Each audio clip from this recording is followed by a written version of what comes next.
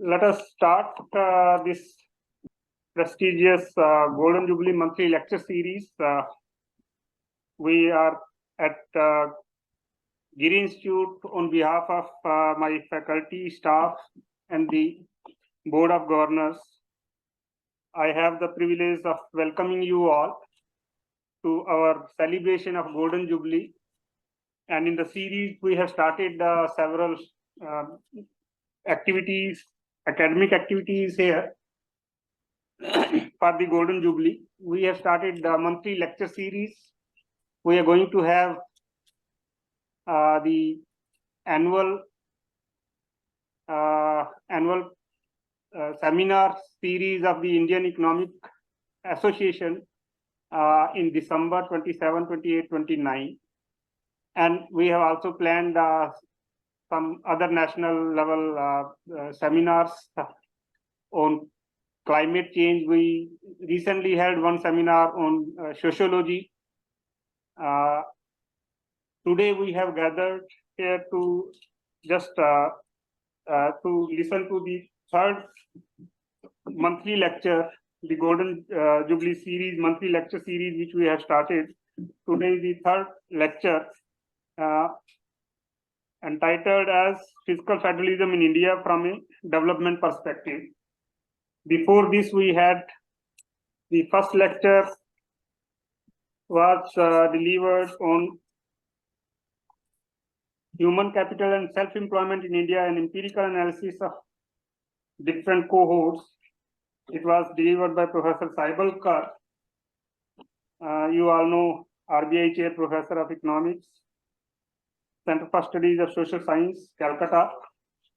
And the second lecture was delivered by Professor Seema Batla from CSRD, JNU, on structural transformation, agriculture productivity growth, and convergence among Asian countries.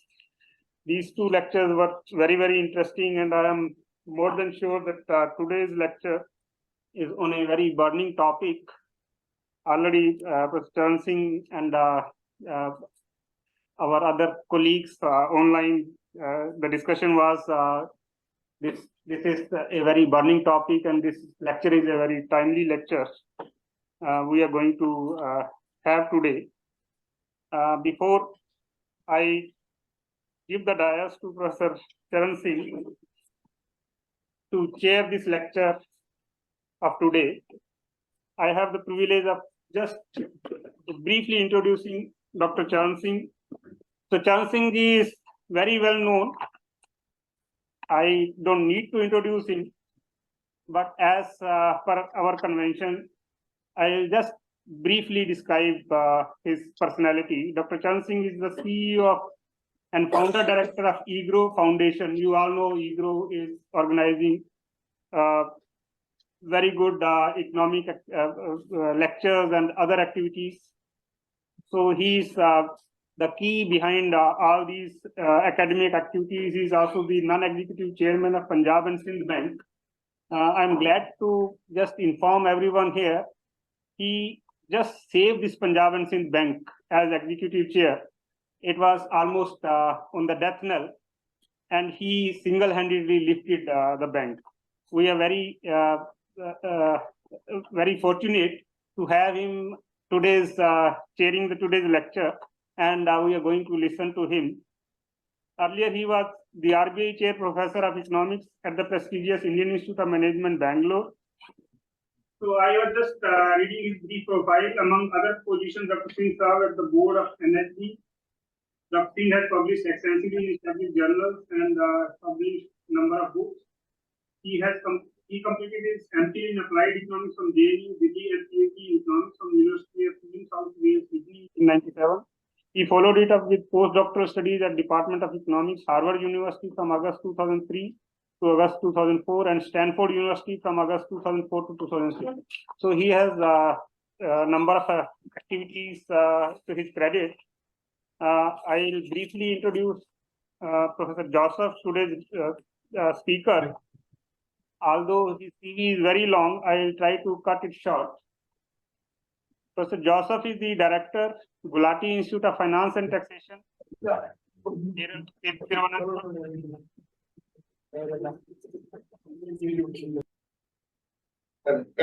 Muted. He is the founding editor-in-chief of Innovation and Development, published by Taylor and Francis, and Kerala Economy, published by his institute GIDS. Formerly the president of Globalix and Kerala Economic Association. He has held a number of positions, including the Ministry of Commerce Chair, Professor at Center for Development Studies, CDS, Visiting Senior Fellow at RIS, Professor Jawaharlal Nehru, IT Policy Consultant of UNESCO for Cambodia, Laos, Myanmar, Vietnam, Thailand, and Yunnan province of China. Expert of Innovation Studies at Tianjin University of Finance and Economics, China. Selected under the program for the search of global experts, he has also been a consultant to UNCTAD. I will not go into detail of his educational qualifications, but apart from he has published 80 research papers and 9 books to his credit, all published from Sage, Oxford University Press, Palgrave, Routledge, Macmillan, all big publishers. KJ serves as a editorial board member of the following journals of repute: International Journal of Technological Learning, Institution and Economy, African Journal of Science, Technology, Innovation and Development, Millennial Asia. He has been a member of the multiple body, the Committee of Direction and Governing Body of CDS, Steering Committee of India, EU Cooperation in Science and Technology, Review Committee of HSRC, South Africa, Indo-Japan Committee on Social Science and Humanities, and different expert committees appointed by the Government of India and Government of. So he is a celebrated speaker for today's lecture. Also introducing briefly Lakhvinder Singh Ji, who is the discussant today. He is experienced professor with a demonstrated history of working in the higher education industry, skilled in research design, learning, statistics, research and qualitative research development, economics and innovation studies. He has published 8 books and 65 research articles in reputed journals.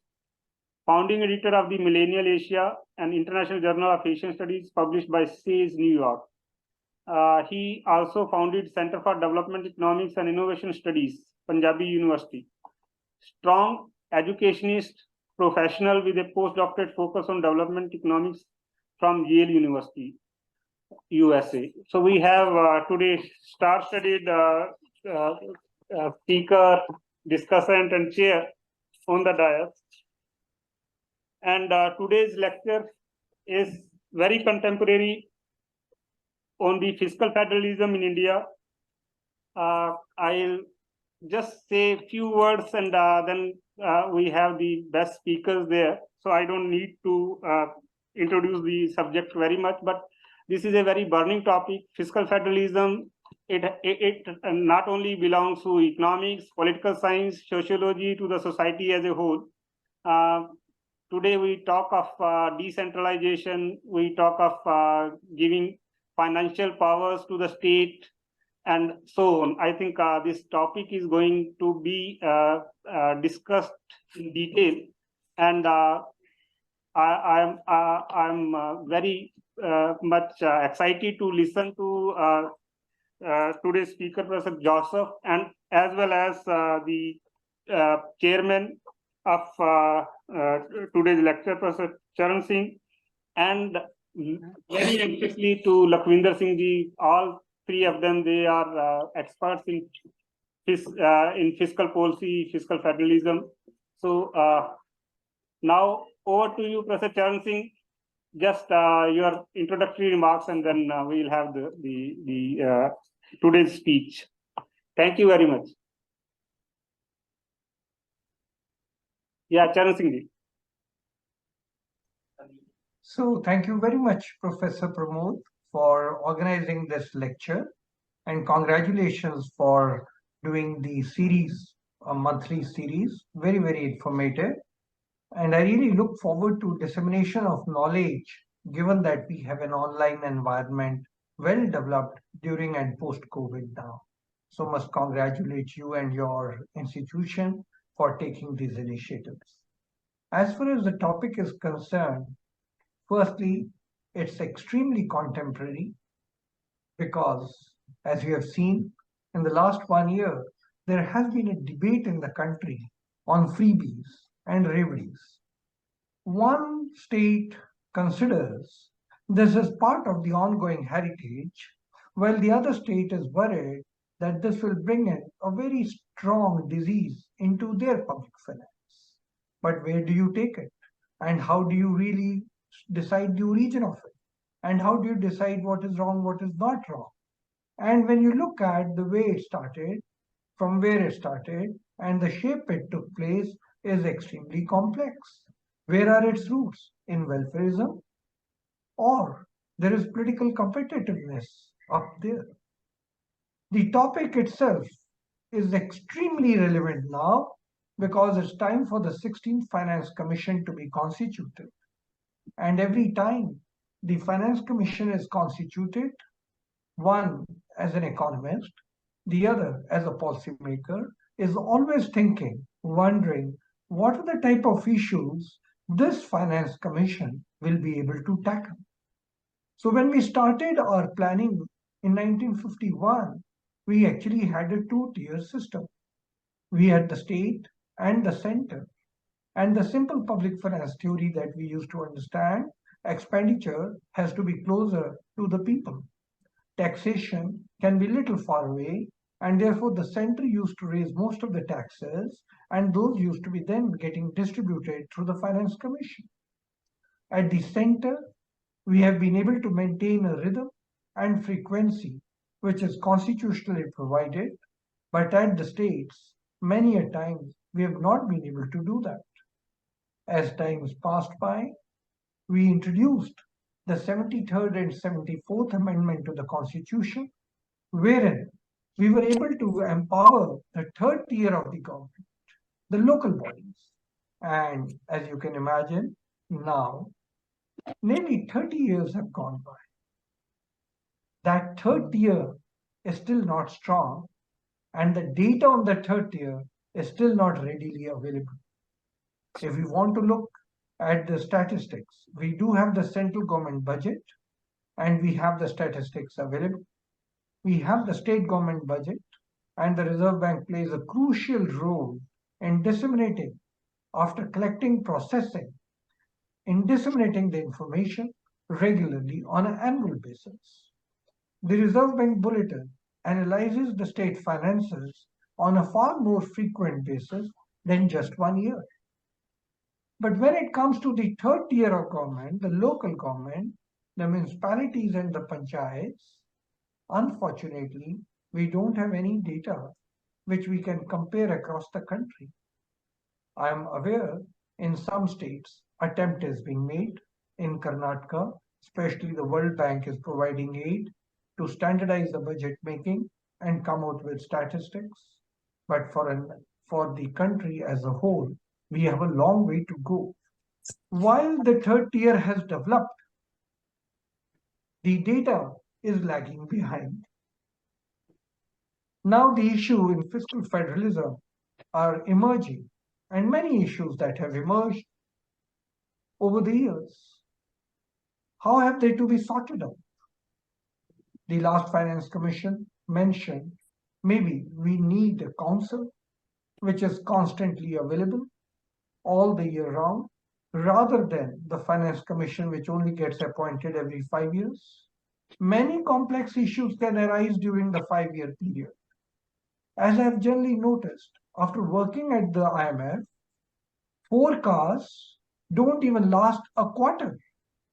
Therefore, when the IMF used to, with all the techniques they have, with all the econometric models that they harness, and with all the specialists sitting there and working, they used to have annual forecast in earlier days, and then they used to revise it every 6 months. But then they came out with quarterly estimates and projections, and each one of them gets substantially revised. How do you make a plan for the next 5 years to transfer resources? Those assumptions, how long lasting are those assumptions? And within those 5 years, So much can happen and so much can change. And therefore, it's really a brave heart. It's really a rare daredevilry to imagine that for 5 years, the statistics will be static and we'll be able to think in terms of distribution model which can last 5 years. So the last Finance Commission thought about a permanent body, something like happening in America, but then it's yet not been accepted. Should the Finance Commission be there permanent? That has yet to be decided and not yet firmed up. So there is an evolution on fiscal federalism. There's absolutely no doubt the GST and the GST Council are a great experiment that has been done in our country. And the GST Council constantly meeting and taking issue after issue regularly is another landmark and is a credible initiative. But then the coverage of GST again is not 100%.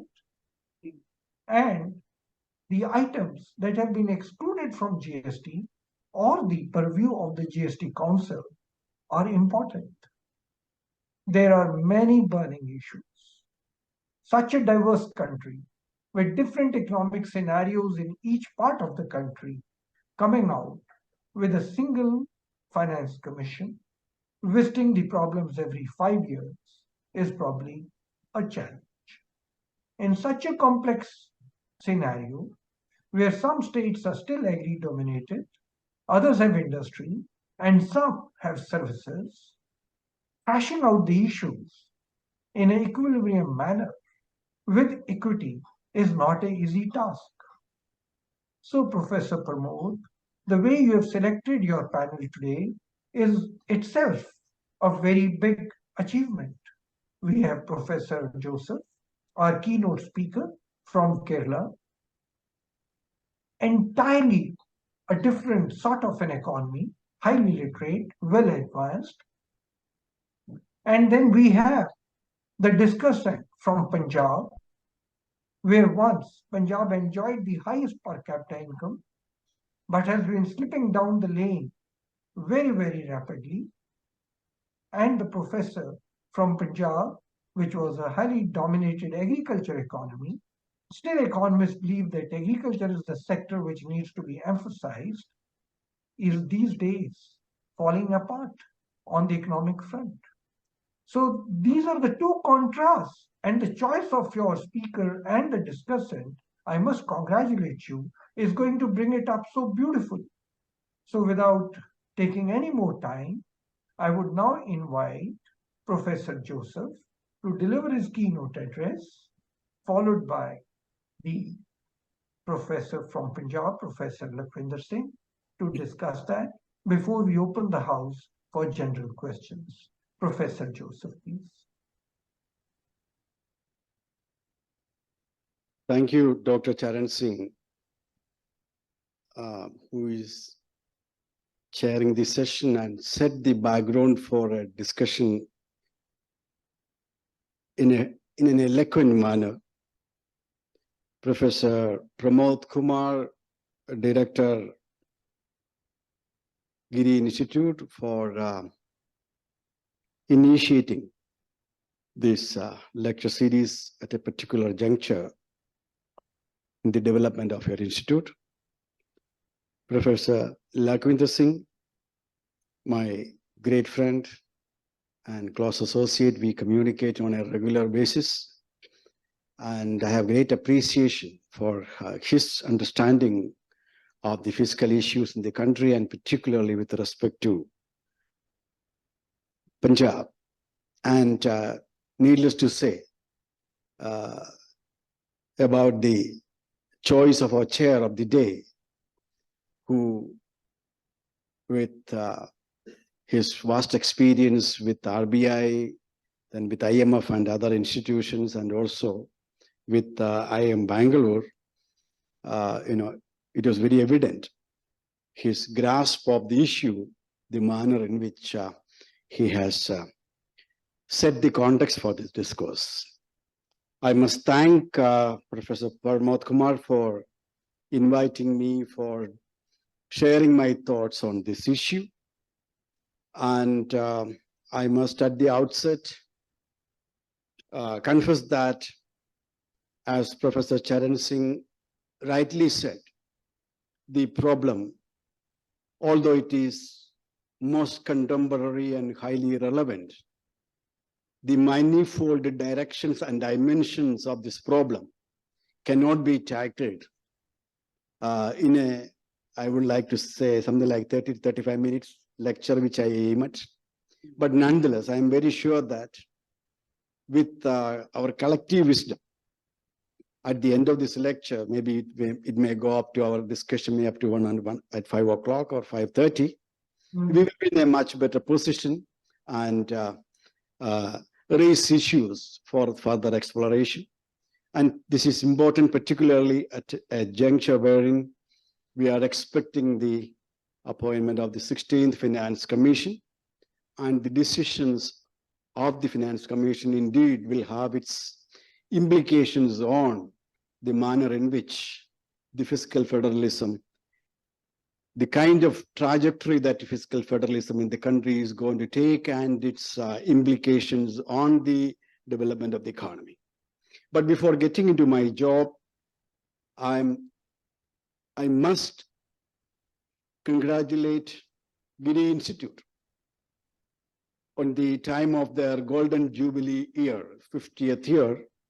I would like to give my respect and tribute to Professor B.B. Singh, and also the first director of the institute, Professor T.S. Popola, from whom I got my first letter of appointment in my job, because he was at that time the Finance Planning Commission and in charge of IMR, and he who issued a letter of appointment for me in for my first job in Delhi in Institute of Applied Manpower Research. And as we celebrate this golden jubilee of this institution, in fact, this is not only one institution.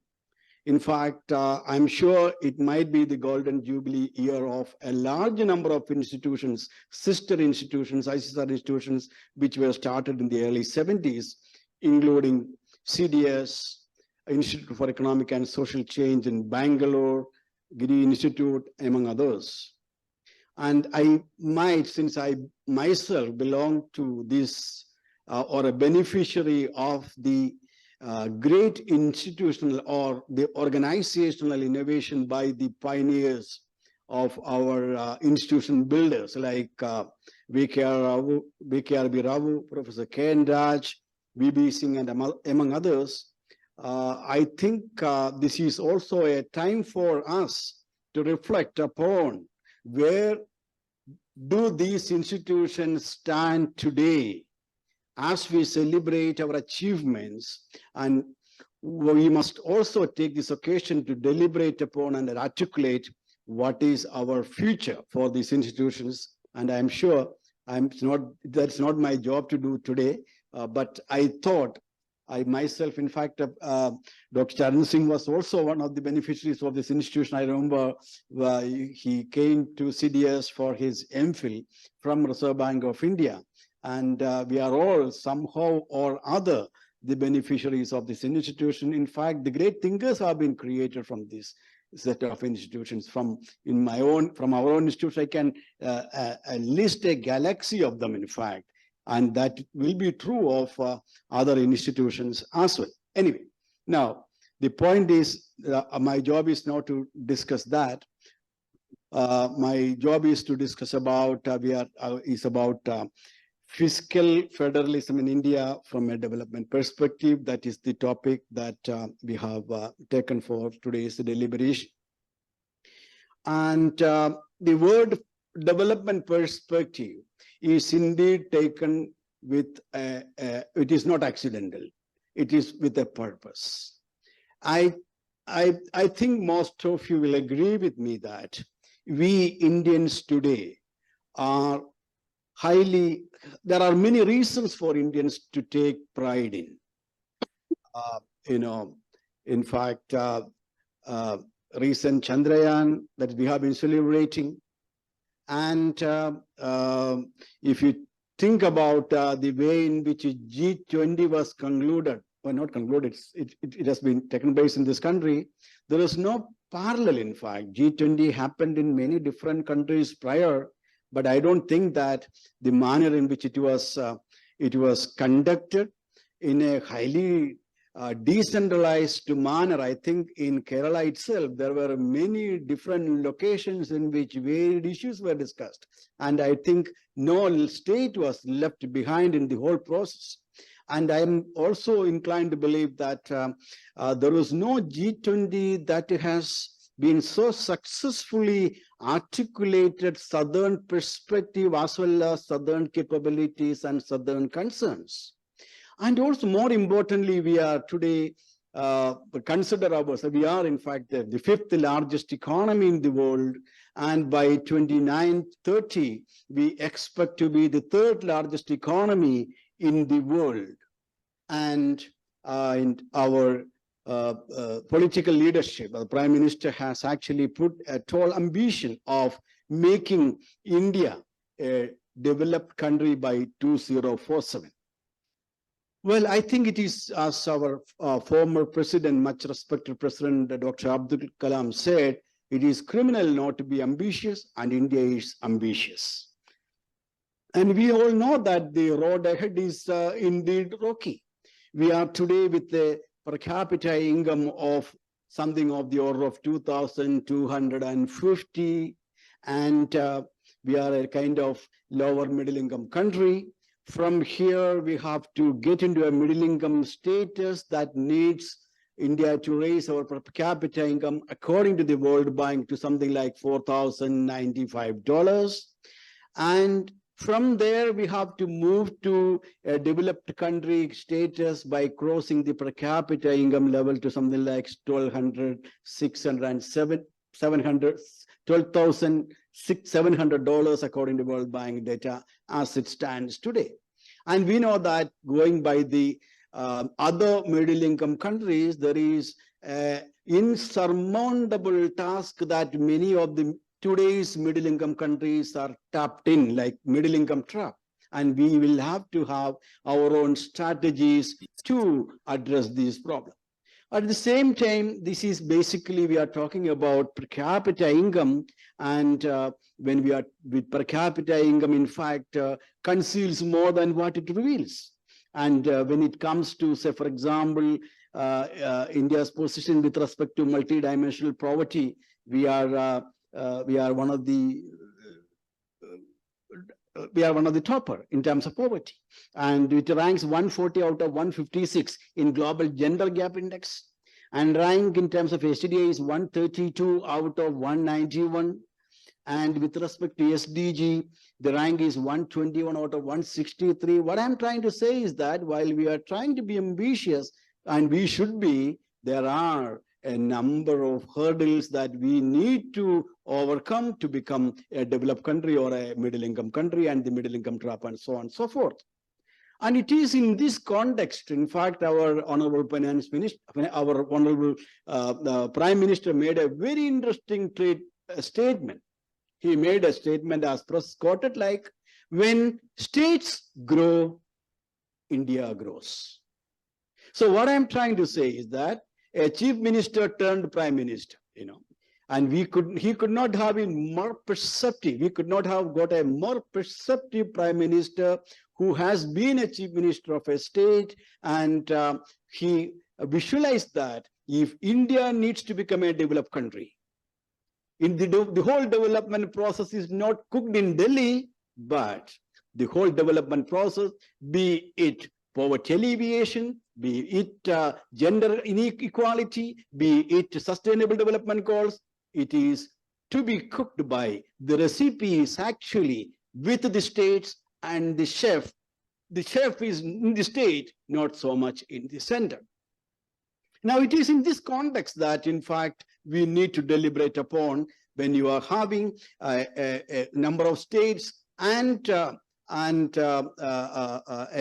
center, how the fiscal federal relations in the country, how it has been evolving from a development perspective, for enabling India to achieve, by enabling India to develop, and what is the kind of fiscal federal relationship that exists today.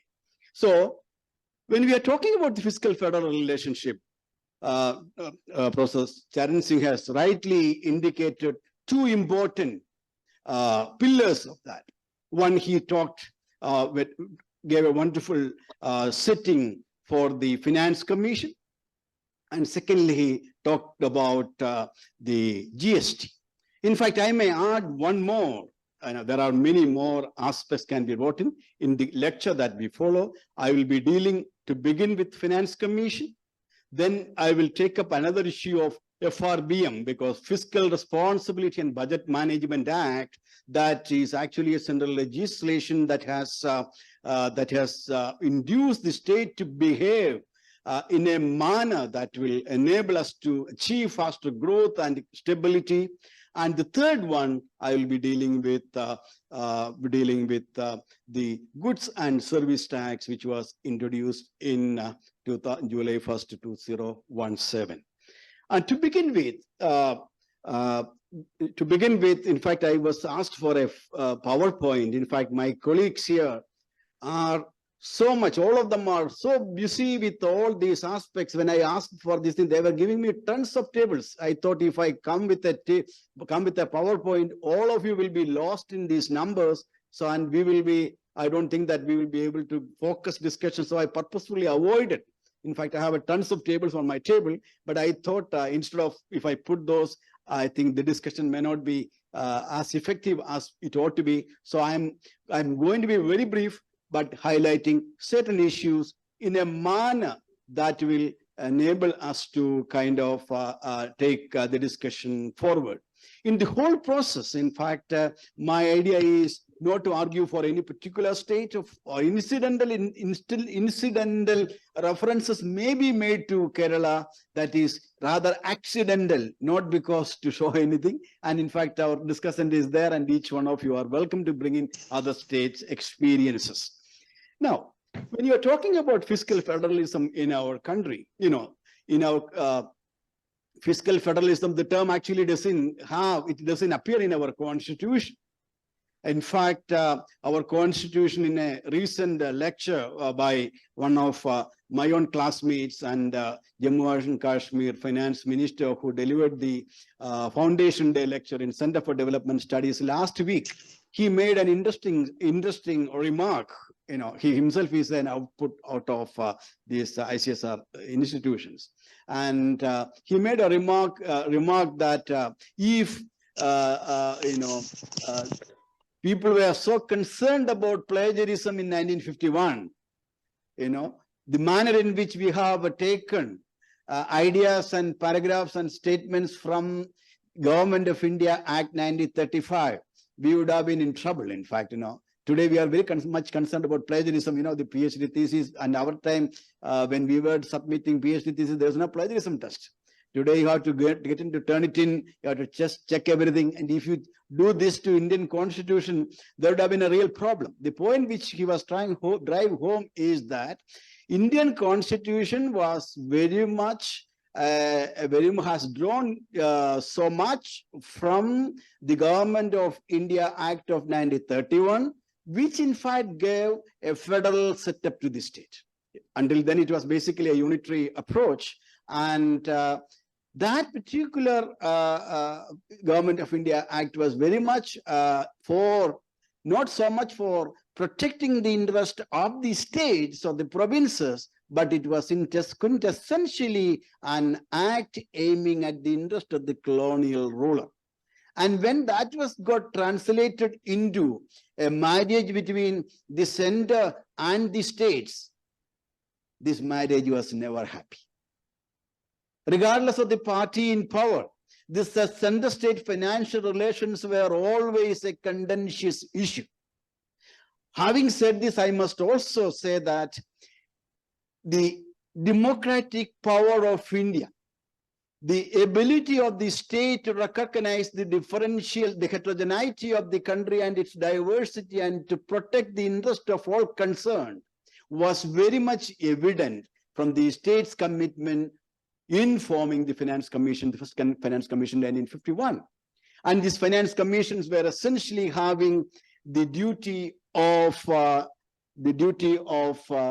dividing the net tax proceeds between different states and devising the principles on which such division were to be effected. And we have over time, now 15 of them have really already been, I mean, last engagings, the last 16th Finance Commission with chair, that is now the new one is going to be coming soon in November or December. And as we stand today, we know that there has been significant improvement in the share of states in the total revenue of the total divisible pool. To begin with, in 1951, in fact, the Constitution at that time, it was just said that the total income tax shall be devolved, whereas in the case of excise duty, it may. And over time, if you look at the proportion of taxes devolved between center and the states, income tax, according to the 7th Finance Commission, it was it raised from 50% to 85%, and the 10th Finance Commission has, of course, it has reduced, and from the 11th Commission, it increased to 80%. And when it comes to excise, it was to begin with only 40% of the 3 commodities were included, and in the 4th Finance Commission, the number of commodities increased, and of course the share declined to 20%. By 7th Finance Commission, you find all the central excise duty were to be put into divisible pool, and its share today stands at something like 50%. And we know that over time, the share of the divisible pool that the states receive has, in fact, last according to the engaging, it is 42%. But if you really look at whether actual devolution takes place or whether there is a slip between the cup and the lip, one finds that over time we find that the share of cess and surcharges that the central government collects, that need not be shared with the states, has increased.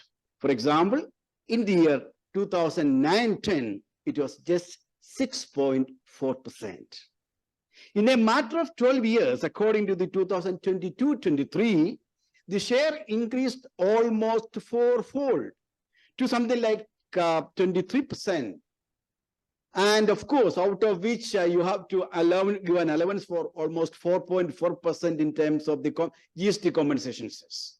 What I'm trying to say is that while we declare that out of the net proceeds, 42% is given to the states, in reality, it never happens.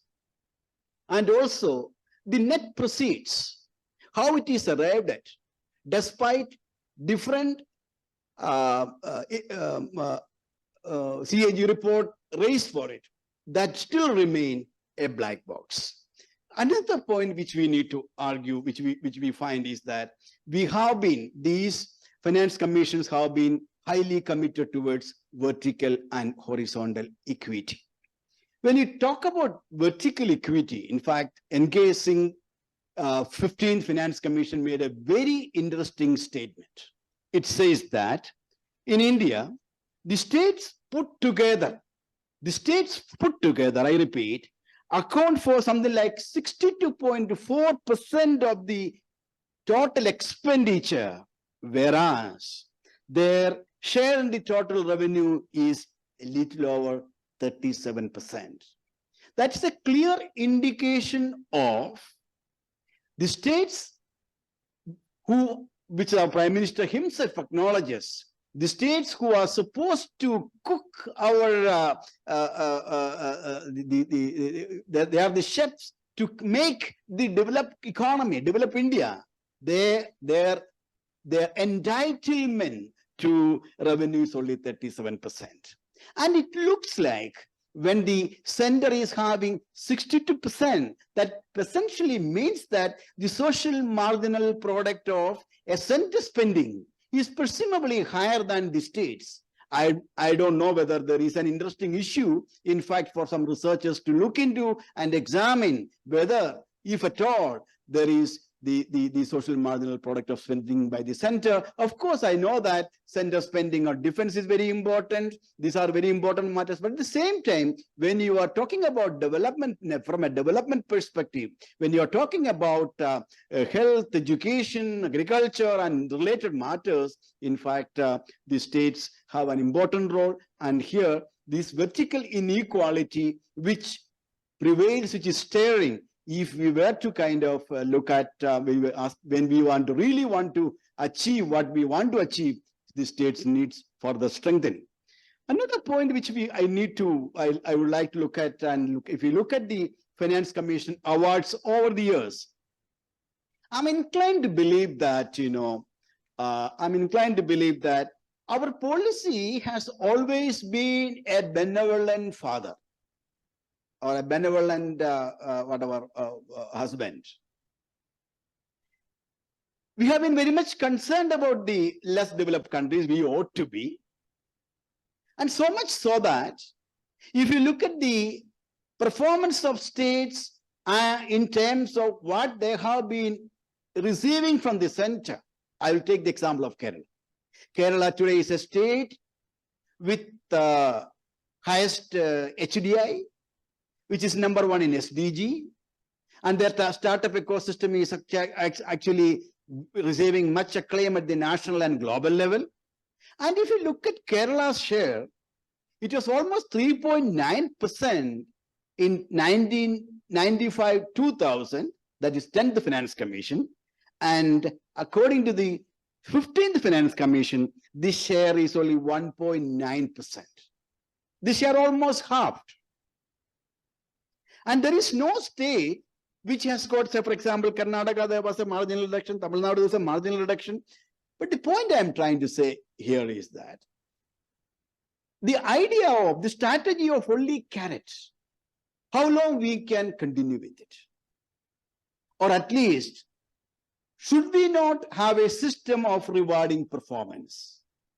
Unless you do that, I can actually articulate an argument saying that a state which is performing, I don't want to get into that details, it'll be too much. The point I'm trying to say is that should we not have an approach of both carrot and stick, in the sense that you should be able to have a system wherein the performers are rewarded better, equally. And also we need to understand the fact that the performing states have got their own problems. So for example, Kerala has an aging population. And today we are having forest cover, etc., etc. We have new indicators have been put in. And when we are talking about sustainable development goals from an ecological perspective, the regions which are much more susceptible to ecology and other natural disasters, shouldn't they be receiving more support? These are the indicators. I'm not getting into such in minute details. The point which I want to say is that there should be a system of revisiting the states. And another important thing which I want to say here is that we talk about cooperative federalism. India has been working towards a cooperative federalism. And what is essentially this cooperative federalism means? We talk about cooperation between center and the states. Center on the one hand, states on the other. But we need to understand the problem that we are living in a world wherein, or this is a country which is articulating South-South cooperation in a much vocal manner. And we need to understand that when you articulate fiscal federalism, or what is called cooperative federalism in a country like ours, we should be also thinking in terms of cooperation among states, because these states have a lot to learn from each other's experience. And whether do we have anything like that kind of a thought process? I think such cooperative federalism in the true sense of the term is yet to be articulated in our country. I think I will stop at this point with the Finance Commission. Another point, which is another pillar, is actually, I'll be brief. I think I am taking more time than what I expected. So another thing is about the FRBM Act. You know that FRBM Act is essentially aiming at intergenerational equity and fiscal management, and with a view to have long-term macroeconomic stability. In a country like ours, when inflation goes up, it hurts the poor. In fact, we have the largest, unfortunately, we have the what is called the responsibility of carrying the largest number of poor in the world. And if inflation, it hurts the poor. Of course, it hurts everyone. It hits the hard. It hits the poor the hardest. And also, it is also not a good idea in terms of transferring your debt, your profligacy, the cost of that to your next generation. That's what we are talking of intergenerational equity. And we are a country which has seen, in fact, when Latin American countries were in debt trap in the early 80s, and we also by late 80s, we have seen the difficulties, the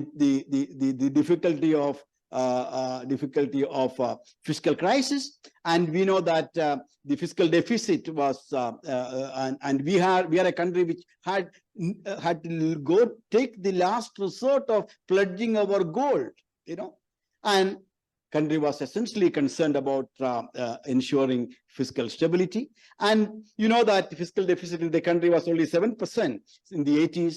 It increased to 9% in the 90s, and it crossed 10% by 21-22. It is at that juncture that the government came with the idea of Fiscal Responsibility and Budget Management Act. The whole idea is actually wanting the states and the center together to be disciplined. I mean, this is quite simple. In fact, the whole idea was to reduce your fiscal deficit to 3% of the GSDP and GDP, and also your revenue deficit to be zero.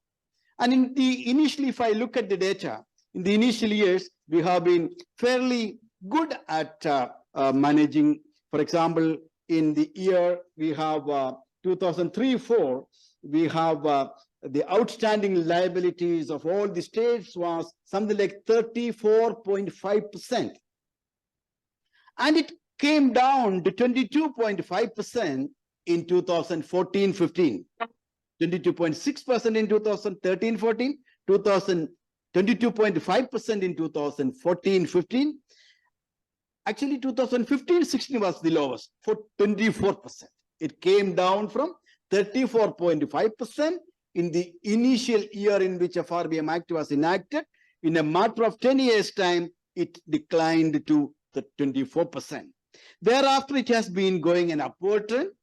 From the states as a whole, it increased, and today it stands at 33.6%.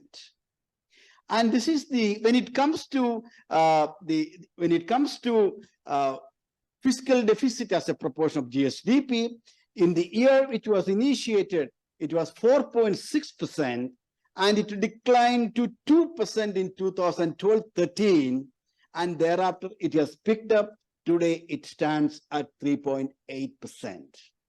And this target has been, of course, this target has been in 2008. I mean, this has been a moving target, and now this year our target was to bring down to what is called 3% and all. Engaging Review Committee, they recommended that.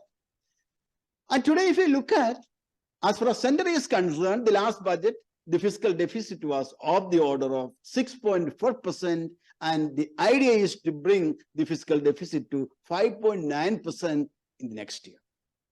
And the recommendation is that our debt GDP ratio should be of the order of 60%, and of which 40% for the center and 20% for the states. Now, I have some reflections here. To begin with, let us take the case of, for example, the 40-20. As I already said, I mean, not I said, as already observed by the 15th Finance Commission, In this country, 62% of the total expenditure is incurred by the states. And while these states are having going by our Prime Minister, these states are supposed to make India a developed country.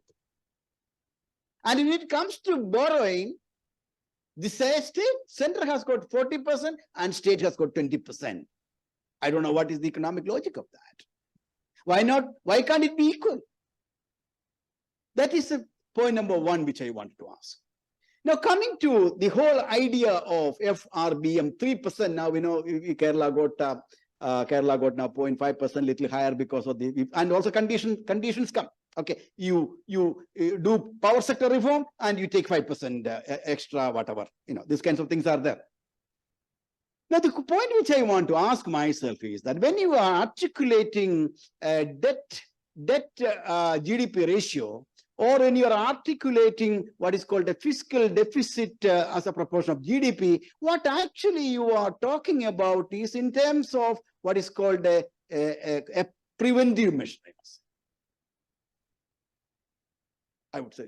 And preventive measures are always, in public health, we always do that.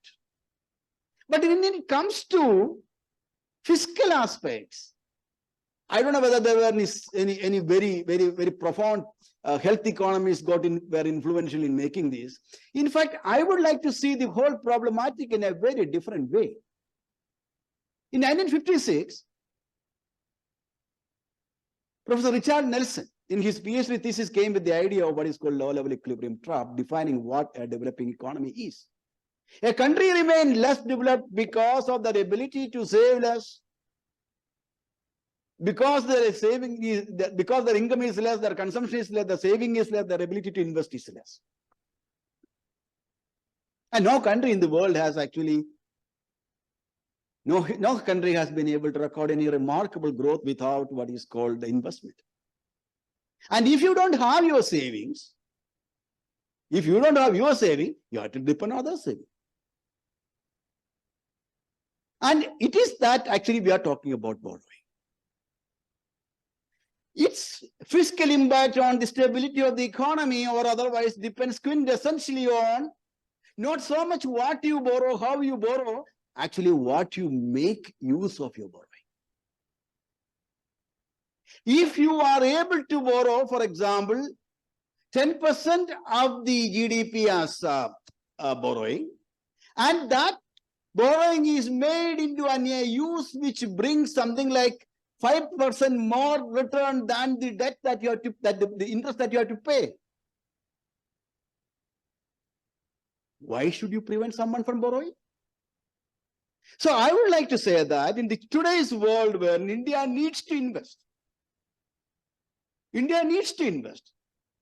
In fact, our gross fixed capital formation has been actually steadily declining. You are all aware of that. 67% has come down. And at this juncture, if you want to really borrow, what we need is not a fiscal responsibility and budget management act. Instead, we have to articulate fiscal responsibility and borrowing utilization act. This is going to be more appropriate, and this will in fact provide the leverage for the states to invest. In fact, what actually has happened is that now the off-budget borrowing has been brought in, and the states have in fact been suffocated. In my state, in fact, the borrowing has declined by 47% last year. And in fact, if you look at the central government also does the off-budget borrowing in the form of railway. What are the things? I have noted some of these things which on the off-budget borrowing which they are doing. Okay. So what I'm trying to say that instead of suffocating states, in fact, as Dr. Charan Singh rightly said, with the 74th Amendment, 73rd or 74th Amendment, what actually happens is that the center is bypassing the states and giving directly to the local self-governments. In fact, the states are actually being squeezed, in fact. From the center, in fact, he was in fact, Hasib Rao was quoting Guhen, Professor Guhen, one of the products of this ICSR Institute like Media, saying that these finance commissions are very good at they always bark at the center, and ultimately they bite the states. This is what he. I mean, this is what he said. These are things to be. So what I'm trying to say is that there is a need for. We need to change. The form and content and the direction and economic orientation of the FRBM need to change. It is high time for that. If the states were to grow, and that states were to make India grow, we have to make some thoughts in that. Now coming to, I think my time is, yeah, okay. I have 10 more minutes, I can finish.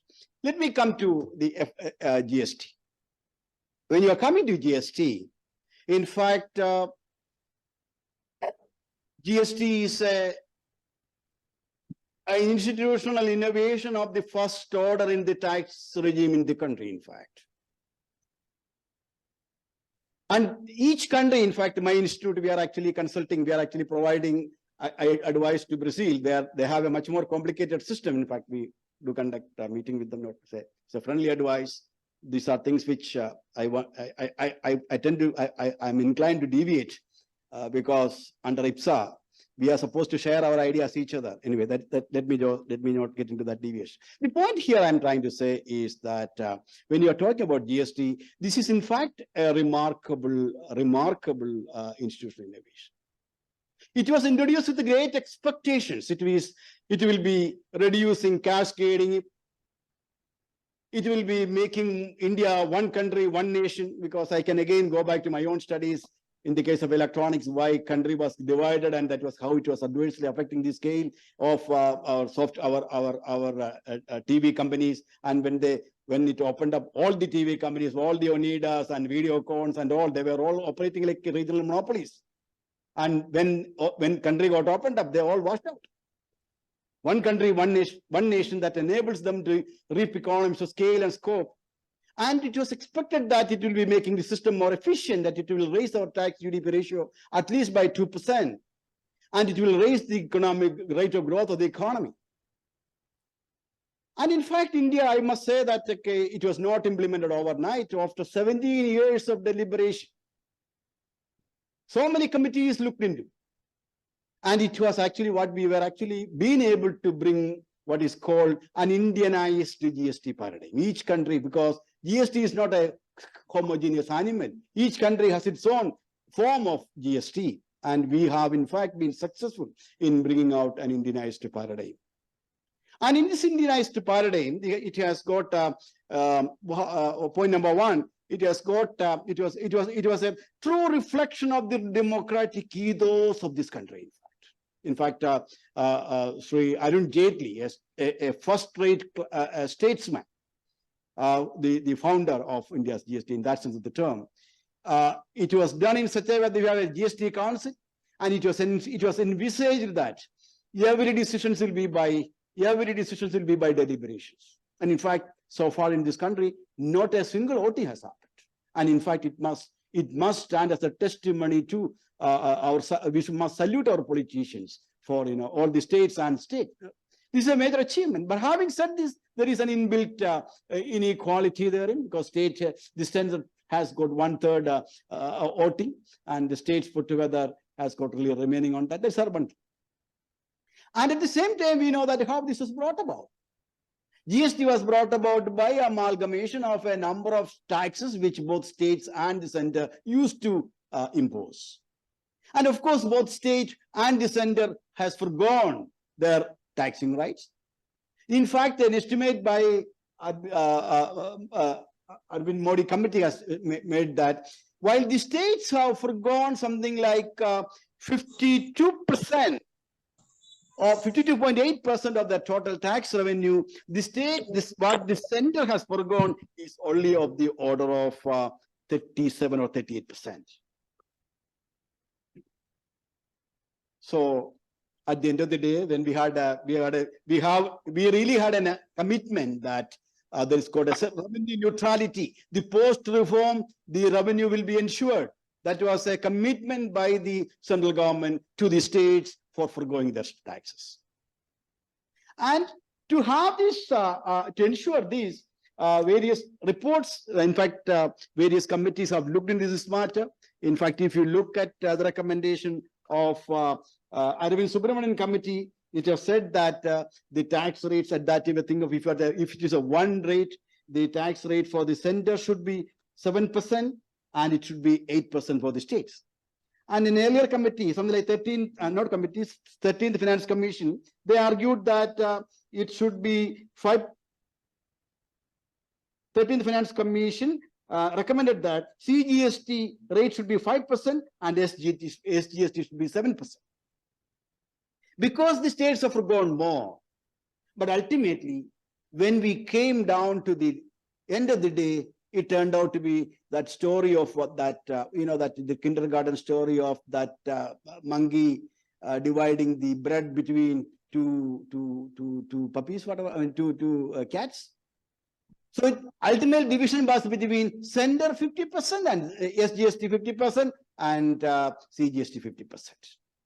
And of course, this was also possible because it was ensured that the states will be provided with something like an assured revenue of 14% through GST compensation. It was never ever had in any other country, but these are all Indian innovations, in fact. And 5 years it is for 5 years. In fact, I started thinking, why 5 years? In fact, the recent paper, two of my colleagues, Jerome and Kiran, has done a 6 years of evaluation. Very interesting findings published in our journal. I am not going to elaborate more on that. The point which I wanted to say is that, to begin with, if the GST was made possible in India by states sacrificing more than the center, ideally, there should have been, so long as there is GST, there should have been GST compensation. With adequate provision for state not being free riding, because if you do that, the states also tend to relax. Okay, I'm 40% is assured. Why should I put in hard work, whatever it is? I mean, these are things which one could really work out. But if you look at the performance, if you look at the first, to begin with, one can look at, for example, the post-GST and pre-GST 5-year growth rates. Of course, there are slight problem because post-GST period 2 years were really abnormal years. And there is, I must say that there is an uptick in the last 2 years. And in fact, we are all optimistic about it, that GST revenue will increase. But if you look at the average growth rate in the post-GST, it was not very much encouraging. If you look at the tax GDP ratio, that is the tax base because we expected that it will raise your tax GDP tax base by at least 2%. Has it really happened? Except for Jharkhand. For all the other states, the average tax GDP ratio was, I will just see, 7 out of 16 states under study, Jharkhand, Kerala, Maharashtra, Orissa, made an improvement in terms of the tax buoyancy. Remaining 9 states exhibited a higher tax buoyancy in the pre-GST period. So what the argument is that the GST has led to higher tax buoyancy. It has not really happened.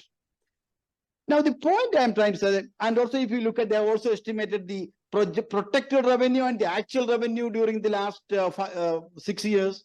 It is found that except for Jharkhand, for all the other states, the actual revenue realized was much lower than the protected revenue as per 14% growth rate enshrined in the GST compensation. So here what I want to say is that if you are truly to be in the GST, you have to be to have a state to enable, to equip themselves, to empower themselves. The GST system also needs some revision. And I would like to say that the first step in that direction should be going by, if not higher SGST, as recommended by earlier committee, at least equal.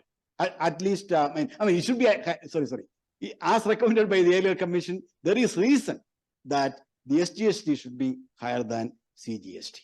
So, my dear friends, I think this is, I think I have almost covered some in the question we can take up. But to sum up, I want to kind of put it in a perspective like this. Economy and economics and politics, they are of course interlinked, and economy is also an interrelated system. As Charan Singh in the opening remarks said, India has made series of changes, and we know that we inherited an economy which was less developed, and we are doing very well, and we have done series of changes in the economic spheres, in this sphere of trade, industry, and all other matters. We have done so many changes. But the question which I need to ask is, when it comes to other segment, we have been kind of the control and regulatory regime has been giving away to more of monitoring, facilitating, etc., etc. When it comes to borrowing, private sector has no limit in borrowing from outside. When a state government goes, you are in trouble. The point which I want to say is that while an economy, its successful co-evolution is very much important for the development of an economy. There is reason to believe that in India, there has been an inherent institutional inertia for the fiscal federal system to change according to the changing needs of time, and duly recognizing the role of the state such that the states are made more equitable. Even in a family, to put in a lighter vein, when your son grows up, you also give him more role. Actually, what is happening here is, there is reason to believe that. I'm not saying that, okay?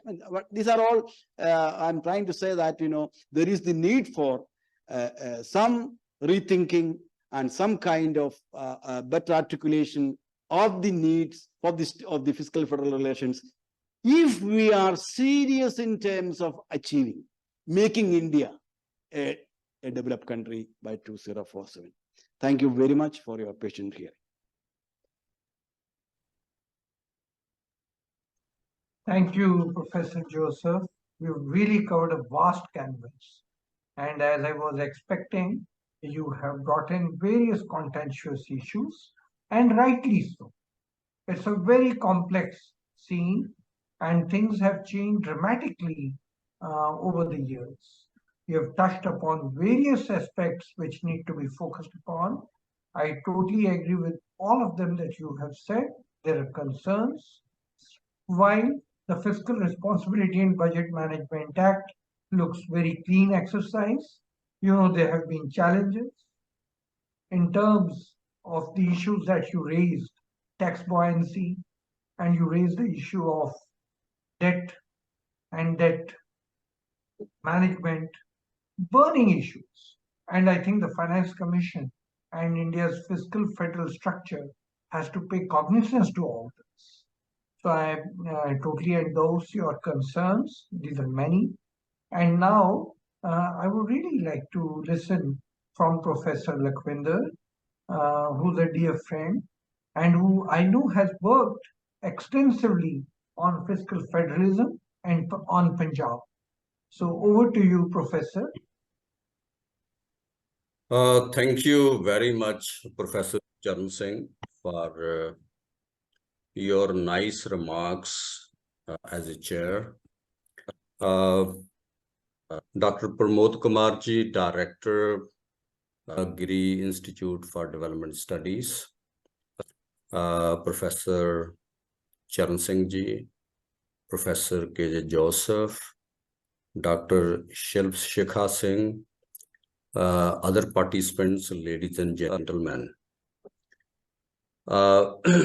You will all agree with me that Professor KJ Joseph has given us a brilliant lecture and opened up the Pandora's box of India's development processes and the way institutions of India are attending to those problems or challenges which India is facing. When we look at the Constitution of India, it gives us that India is a union of states. So that does mean that union of states does mean that all developmental activities are on ground going to happen in the states, but as a consequence of it, we are expected to have a interlinked developmental process of the Indian states. And I think the role of the central government, which is relatively constitution, has given a much higher role deliberately, which we call as the constitution, though is in structure, is a federal. If you look, only the federal word is used in 17 times in the Constitution of India, that specifically to the Supreme Court of India. So in the legal system, the term was retained, but the term was, as Professor Joseph talked about, 1931 Act, completely changed from a federal to a union of states. So therefore, the structure of the Constitution laid down the federal structure with allocating duties as well as the rights to both center and states. So when we concern, as Professor Joseph has rightly said, that looking at duties, larger proportion of the duty at the ground level were given to the states, but a larger proportion of these resources were expected to be given to the center, but has been given to the center over the period of time. As Professor Joseph has talked about, we are moving from more relatively liberal, democratic, decentralized system where states are going to have more powers. We are moving more and more towards the unitary dimensions of it. Professor Charan Singh, perhaps you know better than anybody else that historically we have had a debate on fiscal deficit. The earlier economists were talking about whether the fiscal deficit is a monetary phenomenon or it is related to the fiscal policy of India. So that does mean you will find that when you have to finance the fiscal deficit from where it is going to come. And accordingly, it is being talked about that it is a monetary phenomenon. But however, you will find that when fiscal discussions are being made, we completely forget about how monetary policy is being conducted in the country. I would like to bring out one or two points here in this context. The one very important issue is that Professor Joseph has emphasized that you have savings or you do not have savings. And then you have circular causation, you're going to have less savings, less investment. But you will find that very important aspect is that even if a state has higher rate of savings, which I can give you the example of many states like Punjab, where the credit deposit ratio mandatorily is expected to be 50%, but for a whole Green Revolution period from 1960s to till the end of 90s, it remained below 50. So therefore, you'll find that what has happened, that we have a unitary banking system. This transfer resources usually to some other states of India, nobody questions. So what is this kind of federalism? You will find that when you do not know where your savings are going, where those are going to be invested, So that is one very important aspect. When we talk about fiscal federalism, I think monetary policy should be involved in that. And I think that Professor Joseph is very well aware about that kind of thing. And Professor Charan Singh has been, when in RBI, must have been dealing with these kind of issues. Largely the states which are having a small scale industries like Kerala, as well as Punjab and many other states of India, they are always at a disadvantage because the credit which they get is very little and the total saving states which is doing much higher. So therefore the investment is taken somewhere else. So if a true federalism is to be built, we have to deal with this particular aspect of the federal structure of the economy, so that you will find that the retention of the amount of resources which are generated by the state should be at least invested in the state. If it's going somewhere else, then the revenue must be generated from those kind of savings from some other parts of the country as well. So this is one aspect. But however, I think that the 4 pillars which Professor Joseph has talked about very eloquently, I think that nobody else can, talk about so eloquently in all the 4 pillars, and especially the kind of issues which he has talked about is that the state development processes are in a fundamental problems. That is the challenge which state governments are facing. The kind of central institutions which we do have with us, they do not either are aware of the fact, or they do not deliberately would like to give the attention toward that kind of problems which the state governments are facing. However, some of the issues which he has raised, equity versus efficiency, I think that in the country like India, the issue of equity and efficiency has been faced by all the finance commissions of India. And you'll find that always the favor has gone towards the equity. And I'm sure that Professor K.J. Joseph is always more inclusion, more equitable development, rather than purely talking about in terms of efficiency. But however, you'll find that at particular stage of development, if the equity is misused, then you find that you have to tilt towards partially, if not completely, towards efficiency also. But I think that most importantly, that the resources when allocated, you will find that the efficiency should be monitored, and that has been wrongly monitored because of the kind of another pillar which he has talked about, which is being almost misused by the central government, which is called Fiscal Management Act. That is very, very stringent kind of thing which has happened, because there is no imposition on the central government. They can, go for a fiscal deficit, and they can go for external borrowings, as Professor Joseph has underlined. But you'll find that the states neither can borrow from within the country, nor they can borrow from outside the country. But I think that the 10% of the GDP limit which he has developed, I think that we need to develop some principles.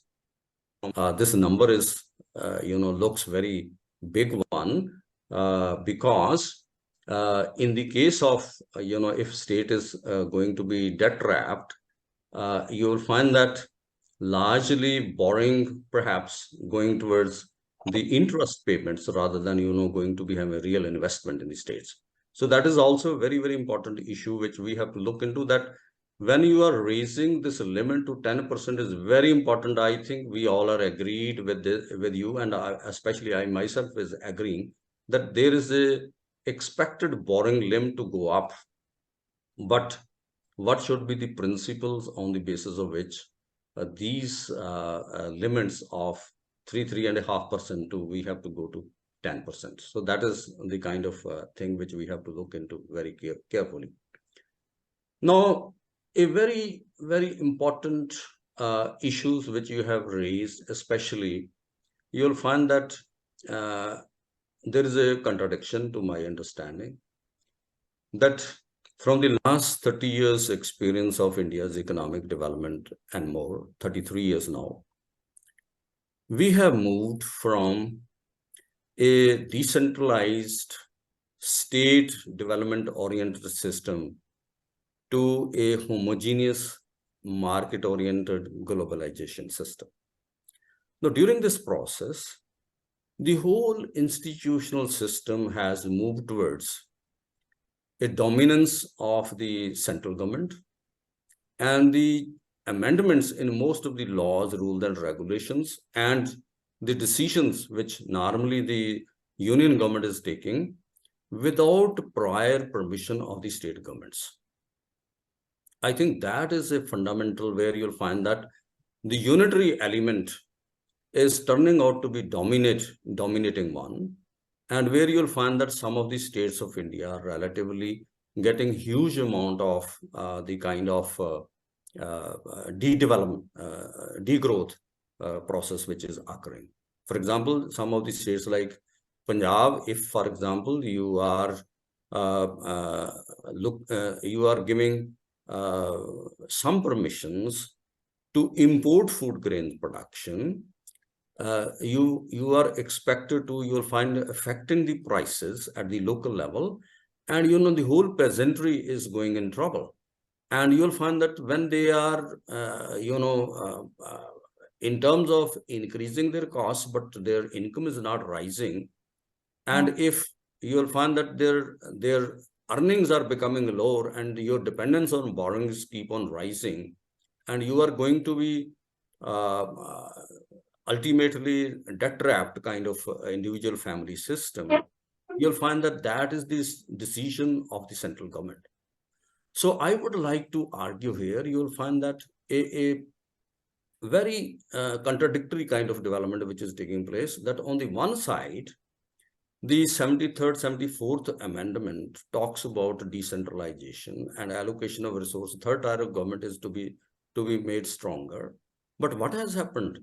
That the central government, while directly transferring, bypassing the state government, you will find that you are moving towards a unitary system rather than you are talking about this decentralization. So that means the institutional mechanism which has evolved pre-1991 period has been almost systematically being junked and aside, and then you'll find that this is a wholly solely unitary system which is developing that is going to create a fundamental problem, including in the last budget. You'll find that the cooperative system, which was wholly solely a state government's concern, that is also being taken away from the states to the union government, because the central government is going to directly control the cooperative system itself. So therefore you'll find that the some of the states having some problems. For example, in the 13-14 Finance Commission of India, we had been arguing about there are debt spread states, and each state is contributing to the nation sometime uniquely. For example, some of the states in India, for example, Punjab, where I come from, and I think there you have a border area, then is a war is usually, even if not the physical, but war of policy has been happening with Pakistan. Then you have a food security. Whenever you will find that food shortages occurring in the country, you squeeze international borders, not allowing to export, but you will find that the farmers are giving you food at a very cheap cost price. So therefore you'll find that that kind of contribution which is unique. Similarly, Kerala and West Bengal. So all these three states were given a package that was never realized.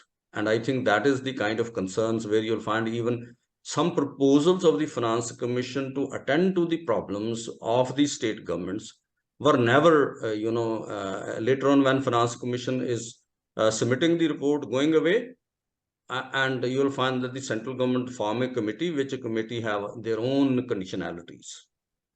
And you'll find that this is where you'll find that we need the institution of Finance Commission of India to a permanent body. So I support here the argument that we require a regular body which is not allowing, because this is a constitutional body, and which is not allowing the unconstitutional elements. When you'll find actual allocation to happen, the unconstitutional elements enters in. And I think that is a more important area where you'll find that Finance Commission should be set up not as a temporary body.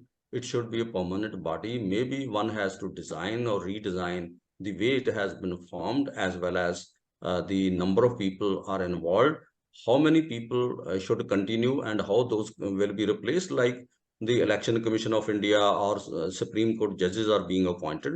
Such kind of way to be found out to appoint this regular body, and a regular body need to be created, and this is a constitutional one. So therefore, I think that these are very, very important issues, and more importantly, I think one has to look into when we talk about that the duties of the state governments.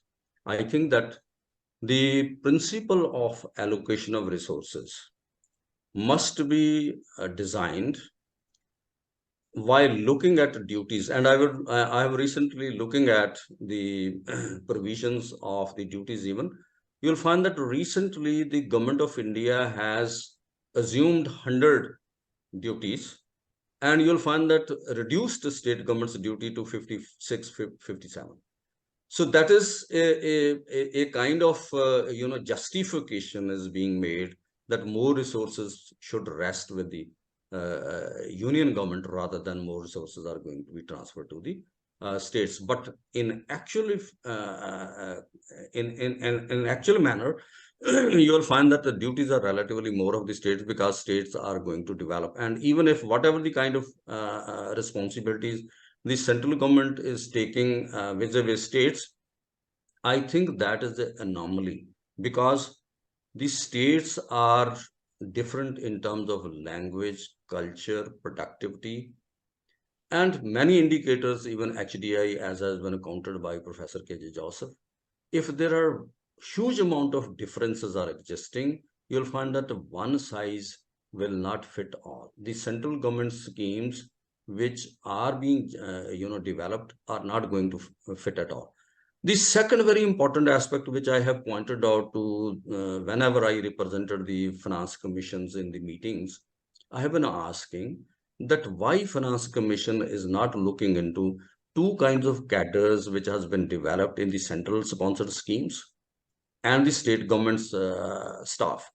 You know, the central government's schemes which are giving relatively lower wages compared to the wages on the similar kind of activity the state government is giving. And those are ad hoc, part-time, contractual. The state government employees are largely permanent. But when it comes to the unions of those employees and the strikes of those employees, they go against the state governments, and always demonstration not with the central government but the state government, because they say assume us as a cadre of the state government and give us equivalent way. So I think the huge amount of anomalies which central government is creating, which are sometimes are not pointed out, are very important to understand why some of the states are becoming volatile. If we have to build a peaceful system, we require a better center-state relations. So if we are not able to concern with this, I think this is very important for the development processes to be realized. The expectations which we have been making at the central government is making, if you are not taking along the state governments, those expectations are difficult to be realized. And if we are going to falter, I think this is because the center-state relations, especially the fiscal federalism, is going to be hugely responsible if we are not re-articulating and re-establishing and developing new institutional framework, where you'll find that central state relation should be developmental oriented rather than development prohibitive kind of activity. Thank you very much. Professor Pramod, I think you have, in a way, provided a platform which, if you consolidate in a booklet, will be a great input to the next Finance Commission, even in setting up the terms of reference for the next Finance Commission. The type of issues that have come up today are not traditional issues. They're out of the box. And I would say that you will do great service to the public finance fraternity if you are able to document this talk. Of course, if the recording has been there, sharing the recording with the Ministry of Finance. But most importantly, document this talk. Maybe come back to 3 of us. We will write down what we have said. And probably you should share it with the central government, Ministry of Finance, and tell them that, look, terms of reference for the next Finance Commission need to be framed in the context of 2 erudite speakers who have thoroughly researched the topic and are expressing something which needs to be addressed. So thank you so much, Professor Lakhvinder, for bringing up these issues. And I like the idea. I totally am with you that debt management is in the interface of the fiscal and the monetary policy. And the debt management, starting from the very fact of the cash management, cannot be one size fits all. No, it's not possible. I have to share a thought with you. I have myself been working on debt management issues from 1991 onwards. When the reform started, the Reserve Bank set up the debt management cell in the RBI, and I happened to be the first employee of that cell. And then I had very fortunately done my research on domestic debt, courtesy Professor I.S. Gulhati, on whose name the institution is built, and Professor Joseph is representing it. At Calcutta Airport, my father was in Bangdubi. At Calcutta Airport, me and Dr. Gulati crossed our way, and I told Professor Gulati, this is 1987 December, I told Professor Gulati, I'm going to work on external debt because I was posted in the International Trade Division of the Reserve Bank. And Professor Gulati said, Charan, if not 1,000, at least 900 theses have been written on external debt. But not a single thesis written on domestic debt.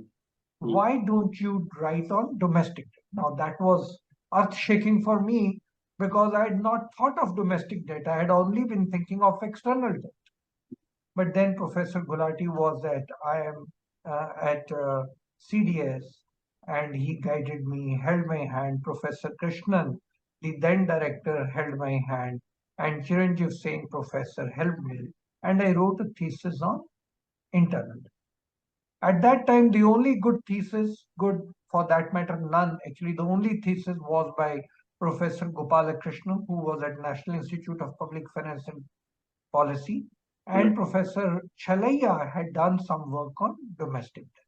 In any case, I did my MPhil, I did my PhD, I did my postdoc, all under debt. And as Professor Lakhvinder mentioned, my postdoc was done with Professor Barrow, hardcore fiscal expert, and delving into monetary management. And my PhD was done with Ross Melbourne, a monetary person, sometimes delving in fiscal policy. So Professor Lakhvinder's point, I think, brings us to another terms of reference in the Finance Commission to be set up the interface between the monetary and fiscal policy. That has to brought in now. And Mr. N.K. Singh, who had done the exercise of revising Fiscal Responsibility and Budget Management Act, would understand this immediately, that there is a monetary angle which has been neglected for many years in our country. So that's why I'm saying that my training itself has been with those professors who have been on the interface. Professor Gulati, Fiscal, Krishnan, again to some extent Fiscal, but Ross Milburn, monetary into fiscal, Professor Barrow, fiscal into monetary.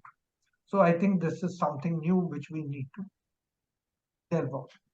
The point that I wanted to share with you and why I told you and narrated the story, when the 3% of deficit to GDP and 60% of debt to GDP was created under the Maastricht Treaty, I was lucky because I had been trained by these professors. I wrote back to them and said, look, where did this ratio come from? Is it in the Bible? Or is it mathematically derived? Where did it come from? And you'll be surprised.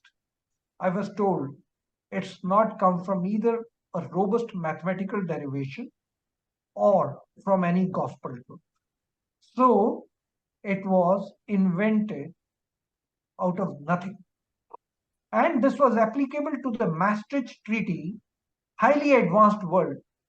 Should the same ratios be applicable to a young demographic country, especially an emerging country which is racing to become an advanced country?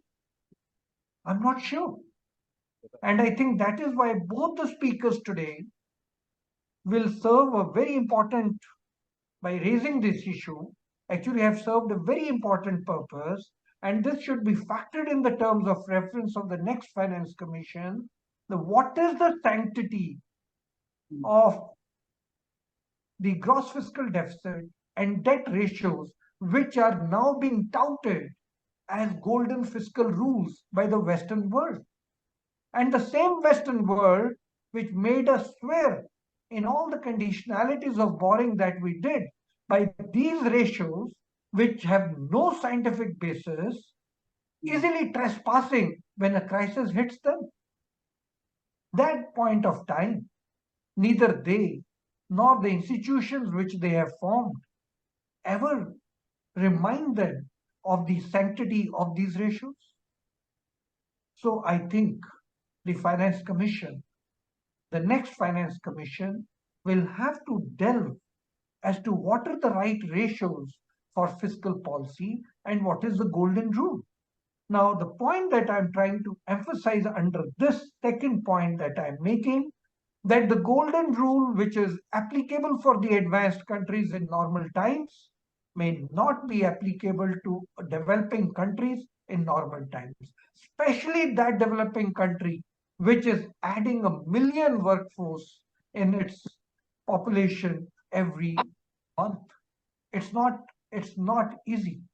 And if you do not take care, as Professor Lakhvinder is saying, that your credit deposit ratio actually siphons resources from my state, and those are the states which then succumb either to violence or drugs, because you have not engaged the youth and you have been worried of these ratios which were in the first place not meant for you. So therefore, I think a great contribution has been made today. Professor Pramod, you have actually, as Lakhvinder said, opened the hornet's nest and raised issues which are very, very important. They have been flagged today, and I would urge you that these need to be brought to the notice of the Ministry of Finance, because these are out of the box. And these are issues which you will not find in textbooks or newspapers or journals. They are out of the box, and therefore they need to be weaved into the thought process of the next Finance Commission. I am happy to allow, if Mr. Pramod permits us, a question or two, whereas in the chat box I don't see a single question. but in case any one of you wants to raise a question, it's 5:15. We can go up till 5:30 if your recording system permits and Sure. if your time permits. So we can spend another 15 minutes. But both the speakers have eloquently raised the issues. And I'm sure if you raise the issue, they'll be happy to discuss it further. I'll be happy to discuss and listen to both of them because I found their contribution significantly important in this time. So welcome to any questions. You could raise your hand or raise your voice, whatever you choose. We have Dr. Kavita here. Myself, Dr. Kavita Balian, sir. I'm working on labor issues in the institute. And thank you for Joseph sir and Lakhvinder sir. This lecture remind me that actually my paper I have studied my MA Public Finance. Nowadays I forgot and I remind the many concepts. One question I would like to ask that on the GST, there is a data showing that GST collection is consistently increasing. And we have read a concept when demand is increasing, it shows that production or supply and production is increasing, which leads to the employment generation. But for the current, in the current scenario, GST collection is increasing consistently, but it shows that demand is obviously consumption is increasing. It means demand is increasing, but employment is not generating in the same rate. Even it is decreasing. The CMI data or the PLFS report both are showing the decreasing trend of employment, or we can say the increasing unemployment. This shows the contradiction. So I would like to listen to your view on this issue. Thank you, sir. I leave it to who would like to take it first. I think both of you can. Professor Joseph, you can go first, and Professor Lakhvinder. Let us collect if there are more questions, then probably that Yes, would be better. Put it together so that. Sure. If there is questions online, I don't see any in the chat box. put on the gallery mode.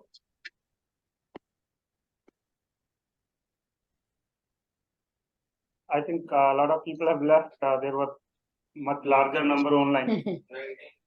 Yeah, now the number has reduced. But one thing we see after the GST, as Kavita said, GST the collection is increasing. We now I think we touch 1.5 lakh or even 1.6 lakh crore going upwards. That indicates there is the economy is now reviving and it is coming to the normal and activities are taking up. But it is not reflecting in the consumption data. There is, of course, some improvement in the consumption, but still compared to prior to the COVID situation, still we have not touched the level of consumption we had earlier. Employment, of course, we are lacking behind.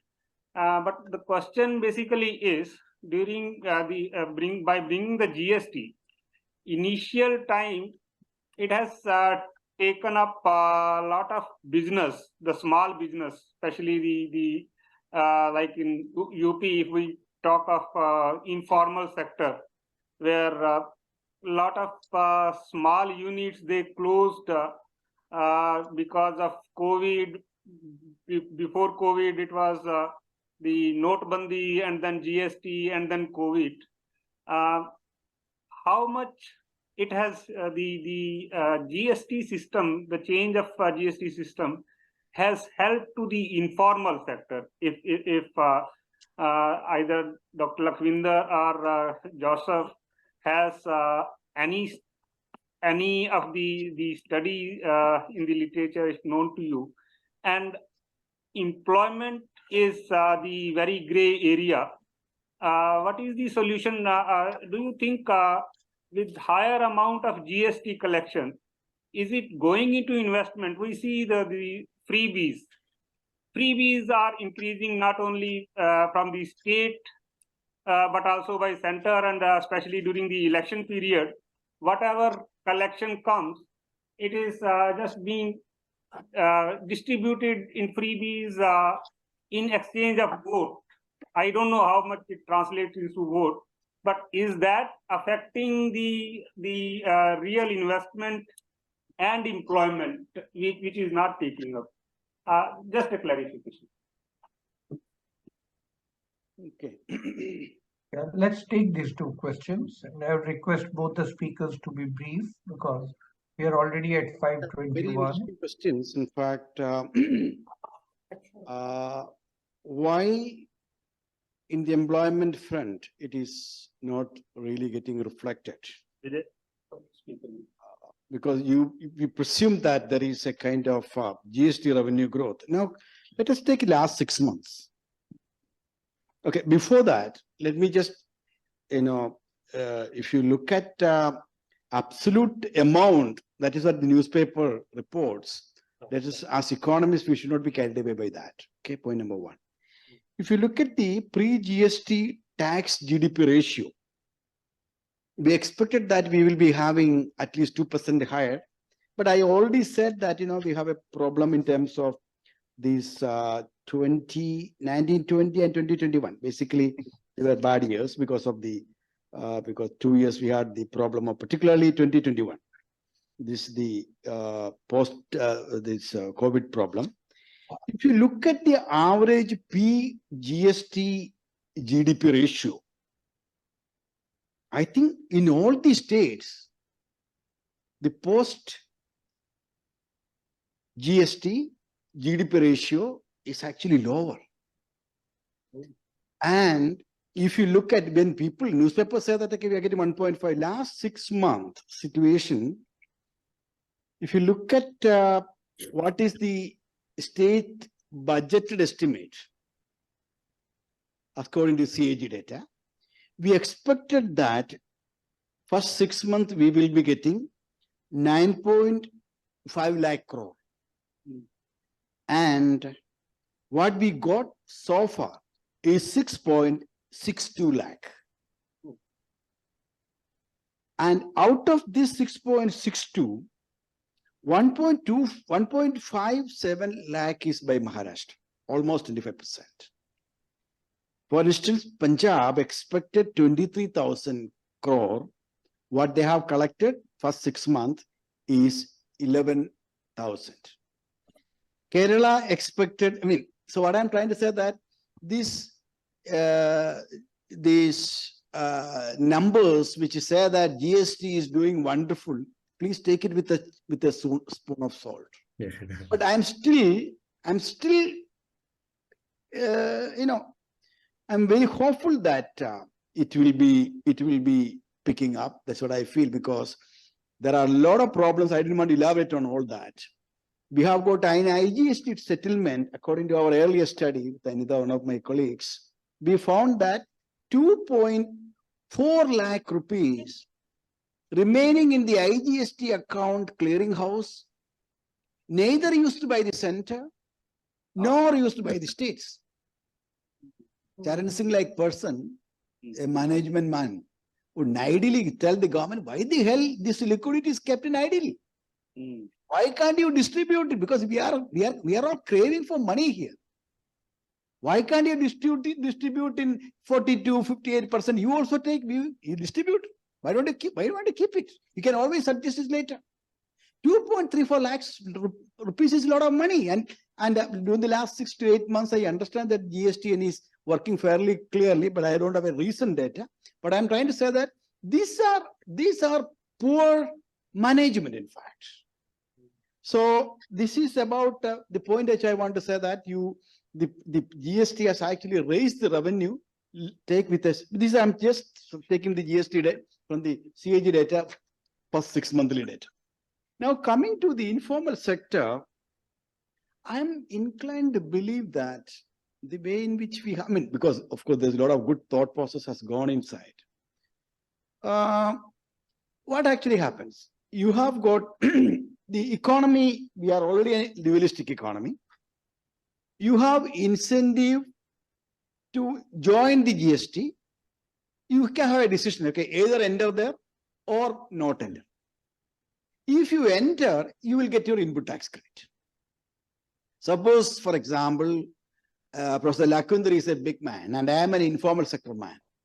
Since after the GST registration, he will tell me, "Hey, bhaiya, you better get into the GST registration. Otherwise, I won't be able to take any of your product from you.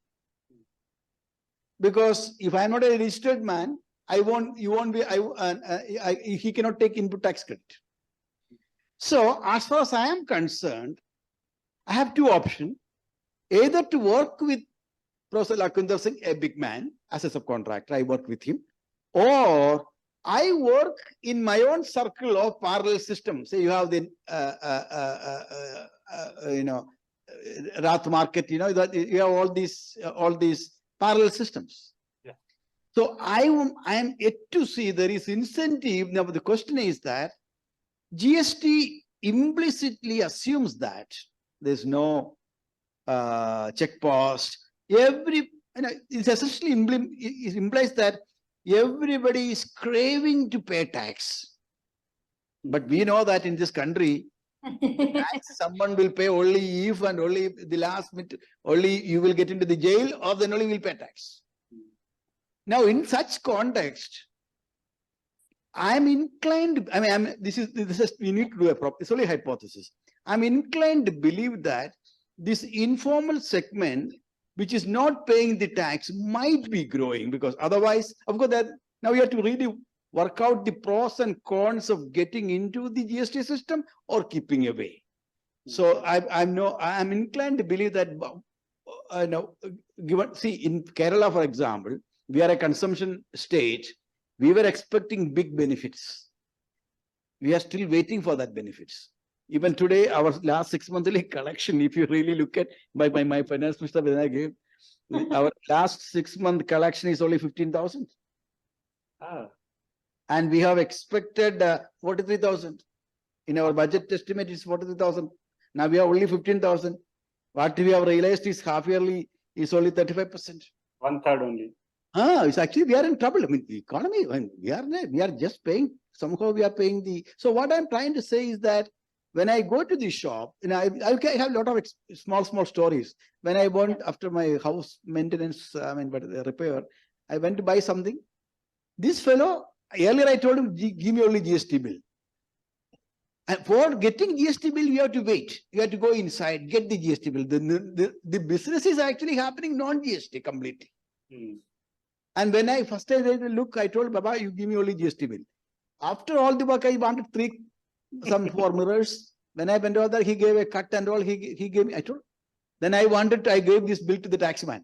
He told, "Sir, this is not a bill. This is only an estimate. So you can't sue him for that." So what I'm trying to say that people in Kerala, for example, we have got our per capita income 1.6 times higher than the national average. Our tax GDP ratio is just bare national average. People are rich, government is poor. People don't want to pay tax. So in that context, this informality, the dualistic system has GST acted as an instrument of aggravating or mitigating it? It's an interesting study that one should be doing. Because I'm inclined to believe that. I don't know. I don't want to say. It's only a question. Joseph, we've been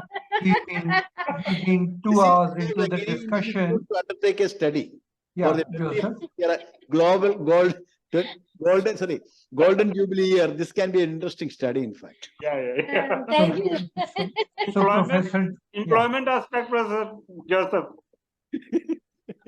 Employment aspect. He was saying that. So should we, Professor? Should we go to Professor Lakwinder now? Yes. Yeah.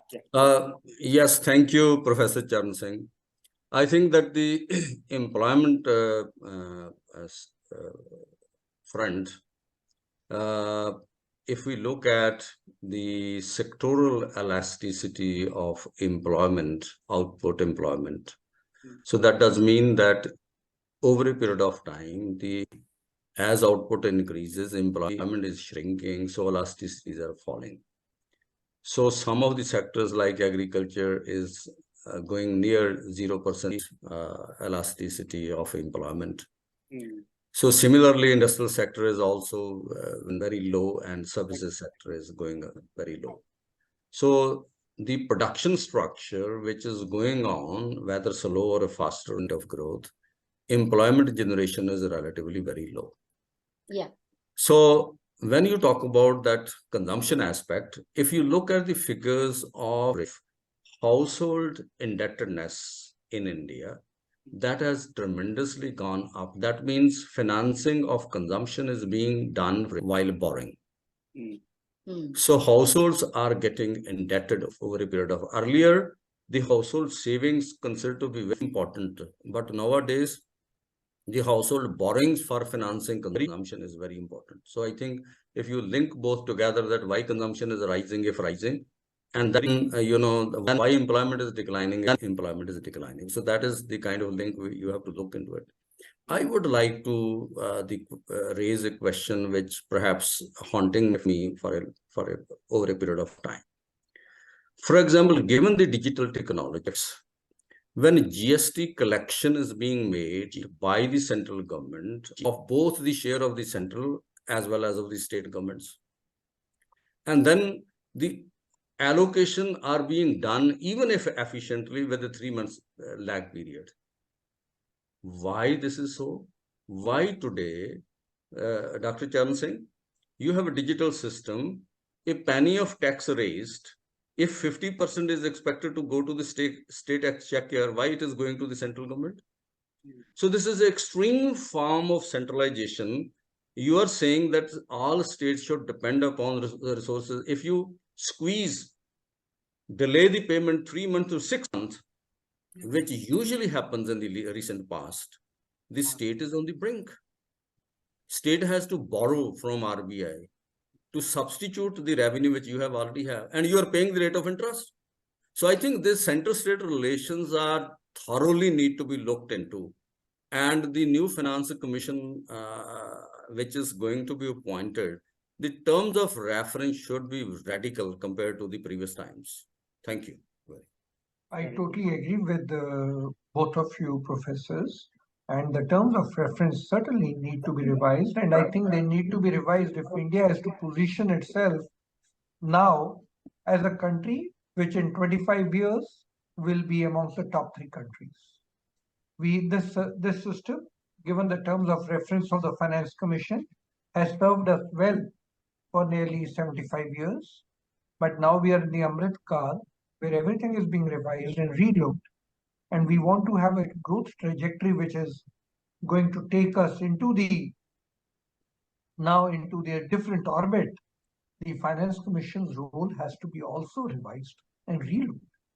And I think today's debate, today's talk has significantly contributed, provided us inputs, some out of the box, to think how to position the Finance Commission.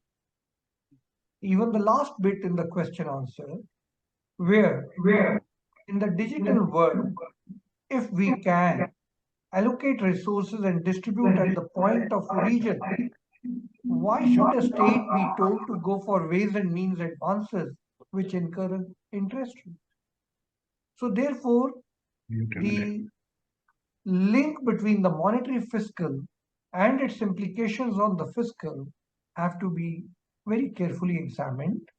And that's why right from the outset, I'm saying there can be solutions. It's a joint family. If we have to go up, we have to go up together. And there is no alternative to it. Very fortunate that this Prime Minister thinks in terms of one family, one planet, one future. I think the same thing has to be thought of: one family, one country, one future. If we are going to be a $5 trillion economy soon, and a $30 trillion economy in next few years.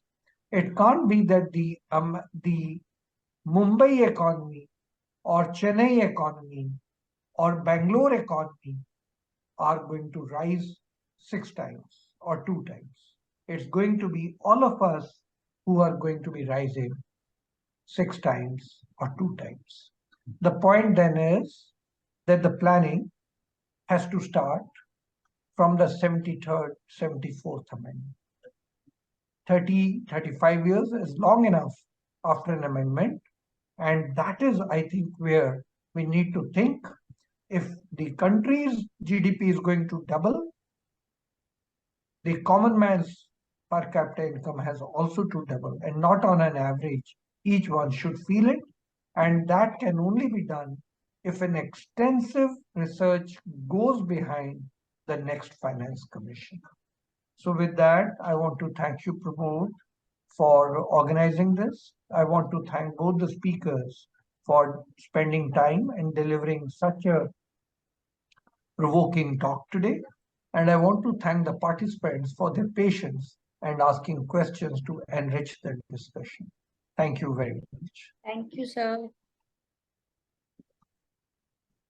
Thank you, Charan Singh ji. I think this was a very rich debate, very rich discussion, and we'll try to bring 2-page document also. And we have the recording. We also generally share it at the internet. Vijay, it would be available on the internet, and we will send the script to all the 3 speakers here. Now I request Dr. Shilpshika to just give the vote of thanks, formal vote of thanks. Thank you very much, sir. I'm really delighted to give this vote of thanks to such stalwarts. I firstly thank the chairperson of today's lecture, Professor Charan Singh, who's now a very familiar face to us. There have been multiple lectures in which he engaged with us from the platform of AGRO and also from the platform of GIDS like today. I thank him for contributing in the academic life of the Institute. Thank you, sir, for accepting our invitation with an open heart. He aptly set the tone by flagging various issues like revenue culture, the glaring gaps of fiscal autonomy at the 3rd tier, lack of data for analysis at the 2nd and the 3rd tier, and mentioning that forecasts do not last even for a quarter because of these glaring gaps. I thank him for beautifully summing up the lectures and underlining the signifiers for policy intervention, like how to position the Finance Commission and how to link between, to establish a link between the fiscal and the monetary policy. I thank the speaker of the evening, the main speaker of the evening, Professor Joseph, for picking up such a relevant and complex theme and for further complicating it. I thank him for redefining fiscal prudence and for putting across the perspective of a developed state for being a state's advocate. Thank you very much. I thank Professor Lakhvinder Singh for sharing his remarks and keen insights and also for asking very relevant questions. I thank our director, Professor Pramod Kumar, for constituting such a diverse panel of experts and connecting the South with the North. I thank all the online audience, and I thank my faculty colleagues for their patient listening. Thank you very much. Thank you, Professor Charan Singh and Thank you, sir. Lakhvinder ji. Namaskar.